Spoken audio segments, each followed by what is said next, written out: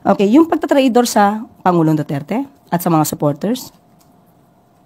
Unang-una po, ano po ba dapat paano po nila masasabing nagtraidor? Kung tayo naman po ay tumutupad, uulitin po natin, tumutupad lamang po sa ating commitment na makipag-coordinate, makipag-cooperate sa Interpol. Pangalawa, hindi po pagtatraidor kung tayo man po ang kapwa nating Pilipino na siyang nagrereklamo ng madugong pagkitil ng buhay.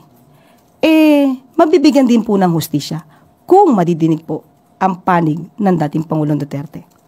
May pagtatraidor din po ba kung mismo tayo ay nagbibigay ng tsansa para ma-enjoy, no, ni dating Pangulong Duterte yung due process na pinagkait niya dati sa mga biktima ng EJK.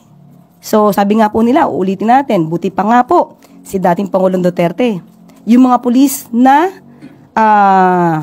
nagsagawa po ng pag-aresto. Hindi po sinabi na i-encourage si dating Pangulong Duterte na lumaban na lamang. Binigyan po siya, tinirato po siya, hindi lang bilang isang ordinaryong Pilipino, kung hindi dating Pangulo.